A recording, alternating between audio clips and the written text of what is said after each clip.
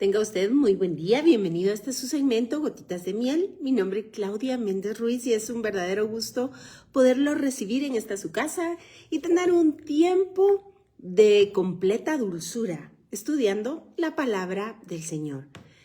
Por supuesto, el día de hoy tendremos un programa inimaginable. Se recordará usted que la semana pasada empezamos con la parte 1, un segmento que llamamos las maravillas de tu Torá. Y es que conviene recordar que hace bien aclarar que Torá viene de la raíz yará, esto quiere decir dar en el blanco, pero además también es un término que se puede traducir como instrucción o como se traduce como ley, pero en un sentido más propio diríamos que son las instrucciones para que nos vaya bien. Así que la Torá registra todas aquellas palabras de Dios, es decir, lo que sale de su corazón, ese buen querer de Dios para nosotros, ese anhelo de Dios por bendecirnos. Y debo decir entonces que la Biblia no es un libro cualquiera. La Biblia es divina, su origen es divino. No es un libro normal, no es un libro de leyes nada más. Tampoco es un libro solamente de historia. No es tampoco un libro de solamente recomendaciones, porque un libro de historia, de recomendaciones, de leyes, de instrucciones, podrían escribirlo cualquier hombre sabio. Pero este libro debemos decir que no es humano. Tampoco es un libro que haya escrito una persona llena de sabiduría solamente. Un libro puede ser un libro humano, un libro lleno de sabiduría, mientras que un libro divino es un libro tan profundo, es un libro tan ancho, tan alto, tan largo, y estoy haciendo referencia, por supuesto, a aquel pasaje de Efesios, que habla del amor de Dios que es insondable. Y ¿sabe usted? La Biblia efectivamente es eso precisamente, es el registro de la palabra de Dios, que en definitiva no es humana, sino es de origen divino. Así que déjeme decirle que estas dimensiones y todas las dimensiones, a la manera de la creación, en la forma en la que Dios hizo la creación, un mundo que contiene otro mundo, una dimensión que contiene otra dimensión, de la misma manera es la Torá. Esta maravillosa palabra, esta escritura, contiene dentro de sí varias eternas dimensiones. Esto nos traslada a mundos dentro de mundos que están en el mismo espacio.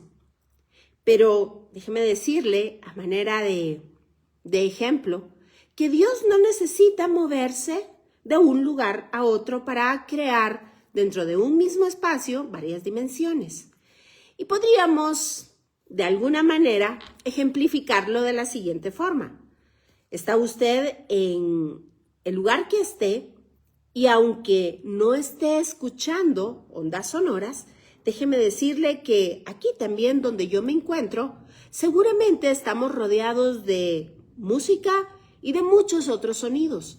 Pero a lo mejor usted y yo somos incapaces de captarlos porque no tenemos el dispositivo correcto. Así debemos de recordar entonces los radios a transistores. ¿Se recuerda usted que prendíamos un radio a transistor, lo modulábamos y lo poníamos en la frecuencia que queríamos? Así podía ser AM o podía ser FM. Y en la estación 98, usted es capaz de escuchar alguna música que dista, por supuesto, de la estación, de la transmisión de la estación 101. O, en su defecto, nos pasamos a la radio AM y encontramos entonces la estación 55 en AM. Y es que esto sería una forma de ejemplificar lo que Dios hace. porque, como les repito, no es necesario que Dios se traslade a otra galaxia o a un universo distante, sino que en el mismo espacio en donde usted y yo habitamos, ahí mismo Dios puede crear distintas dimensiones. Es así como hay un mundo angelical al que usted y yo no tenemos acceso. Pasan muchas cosas que yo le podría decir que están frente a nuestros ojos sin que nosotros nos demos cuenta. Esto es algo verdaderamente divino. El hombre no puede hacer dos cosas al mismo tiempo en el mismo espacio, pero Dios, por supuesto que sí. Así que debemos decir que de la misma manera en la que hemos presentado este ejemplo, estos mundos dentro de otros mundos, estos espacios, estas dimensiones dentro de otras dimensiones, debemos decir que la Torá es precisamente esto. Es un libro sagrado que, si usted lo ve, está impreso con letras y en su primer nivel de interpretación, pues nos da eso precisamente, un nivel muy simple. Lo que usted lee de forma literal es tal cual.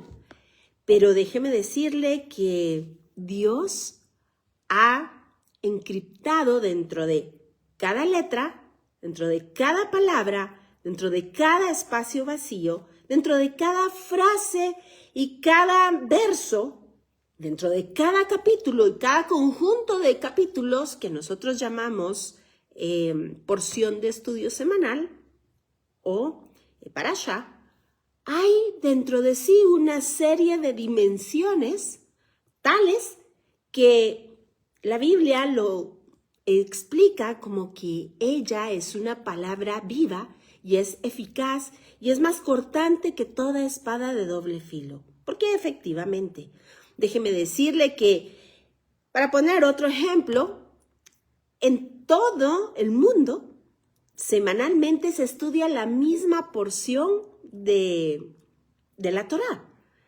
Y es así como niños muy pequeños, de 5 o 6 años, estudian la misma porción que usted y yo podemos estudiar. O que a lo mejor un sabio en la Edad Media estudió. Eruditos, lingüistas, podrían estar estudiando la misma porción. ¿Y sabe qué? A cada uno se nos revela una verdad distinta, una dimensión diferente de este maravilloso libro. Así que detrás de cada letra, detrás de cada palabra, de cada versículo, de cada capítulo, de cada parashá, solo Dios puede esconder tanto, abarcar tanto dentro de cada uno de estas palabras maravillosas. Así que es importante entender que conforme nos adentramos al estudio, cuanto más disciplinados seamos, cuanto más busquemos al Señor, Dios nos irá revelando cada dimensión, cada mensaje para cada uno de nosotros en cada momento determinado. Y esto es verdaderamente hermoso, porque usted puede leer la misma porción el día de hoy y a lo mejor la semana entrante la Biblia le cuenta otro aspecto de ella, le da otro mensaje. Y a lo mejor dentro de 2 años o dentro de 10 o dentro de 20, el mismo pasaje en el cual usted había encontrado una revelación hermosa, abre otra puerta para encontrar otro tesoro. Y es que déjeme decirle que definitivamente ni usted ni yo queremos encontrar el mismo tesoro que encontramos a los 5 años, que si continuamos estudiando Biblia, a los 80 años volvemos a buscar este pasaje y queremos encontrar y entender, por supuesto, un mensaje más profundo. Así que desde cada letra y cada espacio en blanco nos habla un mensaje que Dios quiere darle al hombre. El problema es que a veces los hombres estamos ciegos, estamos cegados y no podemos entender y trascender en esos mensajes. Así que David por eso escribió, y justamente, como se llaman nuestras dos partes del estudio, abre mis ojos, Señor, para que pueda ver las maravillas de tu Torá. O abre mis ojos para que pueda encontrar los secretos guardados en tu Torá. Así que, cuando estudiemos cada verso, pidamos al Señor la llegada de la revelación por medio del Espíritu de Santidad para que seamos capaces de encontrar esos misterios deliciosos y ocultos que el Señor nos ha dejado encriptados a través de su palabra. Déjeme contarle que sabios han estudiado la palabra de Dios a través de los tiempos, sabios eruditos en cuestiones de cultura, pero también en la cuestión lingüística y de la escritura. Y ha sido verdaderamente asombroso lo que han encontrado. Así, Rabbi Shimon Bar Yochai enseñó a leer lo que no se ve a simple vista. Cuando lees, dice él, lee y vuelve a leer y vuelve a leer y esfuérzate y busca el rostro de Dios en cada lectura, porque así Él te revelará lo que nadie más ha visto. Además explica que de la misma manera que una persona está compuesta, está formada de cuerpo y de alma, así también la Torá está formada de cuerpo y de alma. Cuerpo es lo que tú y yo podemos leer de manera literal, este libro hermoso, pero alma es lo que el Señor ha escondido para que nosotros lo busquemos detrás de este cuerpo.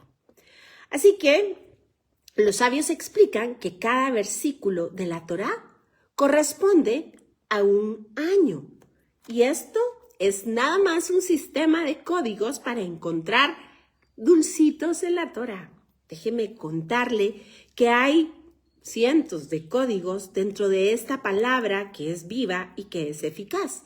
Pero el día de hoy yo a usted le voy a contar unos secretos que son verdaderamente asombrosos y que lo que permiten es que podamos confirmar, como le decía al principio, que esta palabra es viva, es eficaz, porque es divina, porque su autor es nada más y nada menos que Dios mismo. Así que déjeme explicarle algo. Cuando hablamos de tiempos en la Biblia, estamos hablando generalmente del calendario que la Biblia asienta. Así, hay 4 inicios de año determinados en la palabra de Dios. 2 de ellos son poco usados. Estos son los años, el inicio de año de los árboles y el inicio de año de los animales. Pero, como le repito, sobre todo el inicio de año de los animales está prácticamente en desuso. Pero no así otros 2 sistemas que están igualmente determinados acá en los meses. Uno da inicio en el mes de Nisan o Aviv, tal y como se establece en el libro de Éxodo capítulo 12, versos 1 y 2. Cuando el pueblo de Israel sale de Egipto gracias a la intervención de Dios. Y es así como entonces se registra en la Biblia el inicio del año religioso. Pero además hay otro inicio de año que se conoce como el año civil. Y esto da inicio en el mes de Tishri. Esta es la cuenta que se lleva a partir del 6º día de la creación. De tal cuenta, decimos que estamos en el año 5785 a partir del 6º día de la creación. Y es aquí donde los sabios explican que cada uno de los versos de la Torá corresponden a un año desde la cuenta del 6º día de la creación. Así, permítame un momento, vamos a ver. El Gaón de Vilna hace precisamente este señalamiento y dice y escribe en el libro de la sabiduría de todas las generaciones, un libro que además hace enlaza los años y los sucesos que han ocurrido registrados de acuerdo a la historia secular del mundo y es verdaderamente sorprendente. Así que, lastimosamente, este libro solo se encuentra en hebreo. Se llama La sabiduría de todas las generaciones. Y entonces se relacionan los versos bíblicos con eventos históricos y usted verá que es verdaderamente admirable y sorprendente. Nos maravilla evidenciar de manera tangible cómo Dios es Dios y escribe lo que usted y yo no conocemos, lo que ningún humano sería capaz de conocer, con el 100% de asertividad. Es que esto es verdaderamente sorprendente. Pero déjeme decirle que aunque es sorprendente y maravilloso, Dios lo ha puesto ahí y esto pues no cambia absolutamente en nada en relación a nuestra salvación. Es nada más un dulcito que Dios nos ha dejado ahí y como la misma palabra lo registra, el libro de Proverbios, capítulo 25, verso 2, dice de la siguiente manera: gloria de Dios es encubrir un asunto, pero honra del rey es escudriñarlo. Así que Dios juega con nosotros a las escondidillas y nos deja dulcitos para que lo vayamos encontrando. Y es que, ¿sabe usted? Es verdaderamente maravilloso encontrar como Dios, en su presencia, en su conocimiento previo de la creación, de todas nuestras decisiones, porque además déjeme contarle que en este maravilloso libro sagrado, el libro de la vida, estamos registrados todos los seres humanos que hayamos pasado sobre esta tierra y que habrán de pasar. Así, absolutamente todos y todos los eventos que registra la historia del mundo también están acá registrados. Por supuesto, hay que saberlos encontrar. Pero el Señor conoce todos y cada uno de los detalles de su vida y de la mía. Por supuesto, todas y cada una de aquellas situaciones vividas por el mundo y por la humanidad. Pero déjeme decirle que ninguna religión, ningún libro, ningún hombre es capaz de tener esta asertividad de describir en un solo libro todo lo que se conoce sobre la faz de la tierra. Este libro es exacto y maravilloso. Así que cuando vemos que las cosas ya aparecen marcadas en la Torá, nos preguntaríamos acerca del libre albedrío. Y yo entonces le podría contestar a usted que efectivamente en este libro están todas las decisiones que usted y yo podríamos tomar. Y así todos los habitantes de la tierra por todos los siglos. Absolutamente todas las alternativas de decisiones. Y por supuesto está señalado lo que hemos decidido. De tal cuenta que cada verso corresponde, como le había dicho anteriormente, a un año, de acuerdo al calendario bíblico, desde el 6º día de la creación. Dígame si esto no es verdaderamente asombroso, perfecto, eterno, maravilloso. Es un verdadero deleite. Así, entonces, otra pregunta que sería importante de aclarar es: pero si está todo dicho, ¿por qué entonces no hemos advertido los problemas de la humanidad o los problemas propios con antelación? Y déjeme decirle que lo que sucede es que Dios, en su absoluta sabiduría, conocimiento, inteligencia, ha dejado los versos como insinuaciones de los hechos. No son una referencia clara y evidente. Cuando entonces estos hechos han sucedido, usted puede venir y encontrarlos. Pero, de lo contrario, si no ha sucedido, usted es incapaz, usted y yo, de encontrar esas premoniciones o lo que sería sinónimo a hechicería y brujería, cosa que es una aberración total del Señor. Y sabe, esa es precisamente la diferencia entre estas aberraciones satánicas y la palabra dulce y hermosa de nuestro Señor.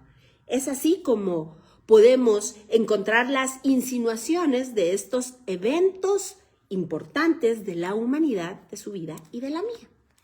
Déjeme entonces, además, contarle que el calendario gregoriano en el año 1577, que corresponde al año hebreo 5337, sucedió algo verdaderamente importante, y es que el rey Gregorio XIII ordena a la Universidad de Salamanca arreglar el desfase que había con el calendario juliano. Y es así que precisamente en ese año quedó arreglado ese desfase y se empezó a utilizar entonces, a partir desde ahí, el calendario que usted y yo conocemos y que usamos y que se utiliza en todo el mundo. Es el calendario gregoriano. Pero lo curioso es que el verso 5337 habla precisamente de que el pueblo de Israel debe comenzar siempre los años a partir del mes de Nisan, tal y como se lo comentaba yo a usted. Este es el inicio del calendario religioso. Y es justamente ese pasuk o ese verso el que hace referencia al calendario hebreo. Y por supuesto sabemos que en el año 5337 se comenzó a utilizar el calendario juliano. Además, si nos vamos al libro de Números, acompáñeme por favor, Números capítulo 16, verso 31, yo le voy a leer a usted lo que dice acá. Y dice, y aconteció que cuando cesó él de hablar todas estas palabras, se abrió la tierra que estaba debajo de ellos. ¿Sabe usted a qué se refiere esto? Pues se refiere al evento en el cual Coresh o Coré se levantó en contra de Aarón y de Moisés. ¿Recuerda usted lo que sucedió?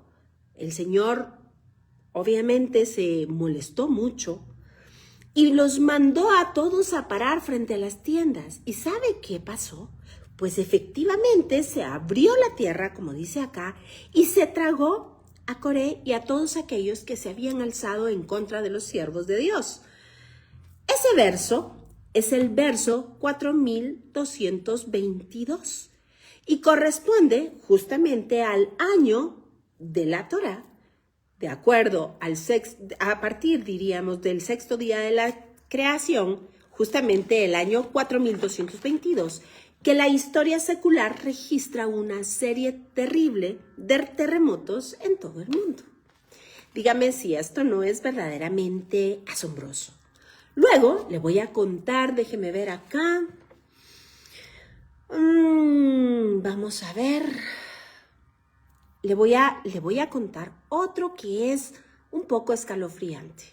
El año 1914, corresponde al año 5674, de acuerdo a la cuenta de la Torá. Y este año, usted sabe, es el año en el cual dio inicio la Primera Guerra Mundial. Este pasuk o este verso es el verso de Deuteronomio, vamos para allá, capítulo 28. Vamos a ver, 28, verso 66, y dice de la siguiente manera: y tendrás tu vida como algo que pende delante de ti. En su traducción directa del hebreo, deberíamos de decir como un hilo que pende delante de ti. Y estarás temeroso de noche y de día, y no tendrás seguridad de tu vida. ¿Sabe usted? este pasuk, este verso, corresponde exactamente al inicio de la Primera Guerra Mundial. Y lo más sorprendente, maravilloso, es que esta palabra que está aquí descrita como tembloroso se deletrea en hebreo de la siguiente manera. Es una tav, una resh, una ain y una dalet. Y se lee atirad. Y esto quiere decir temblarás. Así que vea usted cómo la Torá nos hace referencia. Pero a propósito del inicio de la guerra, déjeme contarle que en 1948 el Estado de Israel fue reconocido como un Estado independiente. Por primera vez los judíos tenían un lugar seguro a donde regresar. Y esto, 1948, este año corresponde al año 5708 de la cuenta desde la creación. Y este pasuk, el pasuk 5708, corresponde ni más ni menos que a Deuteronomio capítulo 30, verso 5. Oiga usted lo que dice. Y te hará volver Jehová, tu Dios, a la tierra que heredaron tus padres y será tuya. Y te hará bien y te multiplicará más que a tus padres. Vea usted qué cosa más hermosa y maravillosa. Así que Deuteronomio 35 es el equivalente al pasuk o al verso 5708 que equivale al año 1948. Pero ¿sabe qué? Le guardé lo mejor para el final. Esto es verdaderamente hermoso. Y déjeme antes contarle que dicen los sabios que cuando estudias Torah, estás buscando lo que ya se te perdió. Es decir, era algo que tenías y que se perdió. Algo que anhelas porque ya lo habías tenido. Y es que tendría mucho sentido si entendemos que todos estábamos delante del trono del Altísimo antes de que el Señor nos mandara a esta tierra. Por tanto, vivíamos con la Torah viviente, con Jesucristo. Él es nuestra Torah. Así que el alma anhela, y por eso es que anhelamos el estudio de la Torah o de la Biblia. Pero hay un especial cuidado de Dios, una especial gracia para aquellos que amamos estudiar la palabra. Usted cada vez que busca la palabra tiene una gracia especial de Dios. Y Dios nos da ese favor para que encontremos lo que se nos ha perdido. ¿Se recuerda usted allá la historia hermosa en el Evangelio de la perla que se le había perdido a la mujer? Esa perla de gran valor. Pues efectivamente de eso es de lo que están hablando los sabios. Rabí Shimon Bar Yochai, no, estoy confundiéndome, solo Rabí Shimon dice lo siguiente: todos se consideran ciegos hasta que Dios decide abrirle los ojos. Esto quiere decir que hasta que Dios nos quiere revelar ciertos secretos, nosotros podemos acceder a ellos. Podríamos estar leyendo y leyendo y leyendo y leyendo, y ¿sabe qué? Pasar de una vez por un lado y por otro, y nuestros ojos serían incapaces de encontrar ciertas verdades y ciertos mensajes. Pero Dios nos da esta gracia, este favor, para que podamos, como bien lo dijimos en Proverbios 25:2, encontrar esos tesoros, esos dulcitos que Dios nos ha dado en la palabra. ¿Sabe además qué nos explican los sabios? Algo que ellos llaman Torah Tosh Mashiach. Y esto quiere decir que cuando el Mesías venga, cuando el Mesías regrese por segunda vez, Él nos explicará toda la Biblia. Y entonces nuestros ojos serán abiertos y podremos entender con esa profundidad eterna, hermosa y misteriosa que Dios ha tenido sus tesoros encriptados y ocultos, entonces nos serán revelados todos y cada uno de ellos. Pero yo quiero contarle a usted que hay un pasuk, un verso, que es el verso 3792, aquel que habla de sacar del campamento a todo aquel que es impuro. La palabra ahí es sarúa. Hay una resh, una vav y una ayin. Y el verso forma en acrónimo la palabra slav. ¿Sabe usted qué quiere decir slav? Quiere decir cruz. Pero es que este verso habla justamente, y yo le explico, que todo aquel que por alguna causa estaba impuro, fuese por lepra, fuese por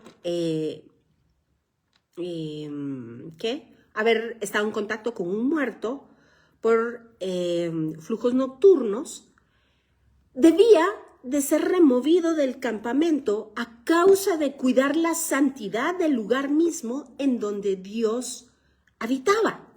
Y es que esto es verdaderamente hermoso, porque Jesucristo mismo fue sacado del campamento. Él es aquel que cumplió todo esto que se anunciaba. Veamos primero el texto de Levítico, capítulo 16.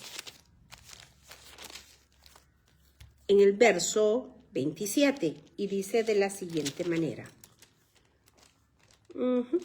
Y aquel macho cabrío llevará sobre él todas las iniquidades de ellos a tierra inhabitada, y dejará ir el macho cabrío. Permítame que le estoy leyendo otro verso, perdón que le estaba leyendo el 21, pero es el 27, y dice, y sacarán fuera del campamento el becerro y el macho cabrío inmolados por el pecado, cuya sangre fue llevada al santuario para hacer la expiación, y quemarán en el fuego su piel, su carne y su estiércol. Pero además esto hace referencia con la carta a los Hebreos, capítulo 13, verso 12, y dice así. Por lo cual, también Jesús, para santificar al pueblo mediante su propia sangre, padeció fuera de la puerta. Esto quiere decir fuera del campamento. Así que imagínese usted que este verso, el 3792, que habla de sacar toda aquella impureza a todos aquellos que eran impuros, que tenían sarúa, debían de permanecer fuera del campamento. Pero, como le repito, este verso en forma de acrónimo, la palabra slav, que quiere decir cruz. Y vemos cómo la carta a los Hebreos nos explica que Jesucristo sufrió por nosotros. Fue el macho cabrío que había sido anunciado en Levítico 16, el día de la expiación, sobre quien Dios puso, como dice Isaías 53, sus manos, y trasladó todo nuestro pecado y toda nuestra transgresión, para que por su causa, por su justicia, nosotros fuésemos hechos justos, mientras que Él llevó sobre sí todo nuestro pecado, nuestra enfermedad, todo aquello que nos separaba del Padre fue puesto sobre Él, y entonces fuimos nosotros rescatados y trasladados del reino de las tinieblas al reino de la luz admirable, del reino de la muerte al reino de la vida, de estar bajo la autoridad de Faraón, de Satanás, a estar bajo el reino de la salvación, con amor eterno, con luz, con vida y con total libertad. Así que el tiempo se nos ha acabado. Espero que estos dulcitos de la Torá llenen su corazón, y que usted también comparta que este libro que amamos y que amamos estudiar tiene la revelación del único Dios vivo, poderoso, santo, que reina por los siglos de los siglos. Yehoshua HaMashiach, Jesús nuestro Dios. Reciba un abrazo fuerte, muchas bendiciones, muchas gracias Percival por siempre estar con nosotros. Muchas bendiciones para usted y su ministerio y a cada uno de los que nos verán luego. Que el Señor le bendiga, le guarde y haga resplandecer su rostro sobre usted. Nos vemos la próxima semana y por favor quédese en la buena compañía de Bea Canal. Hasta la próxima.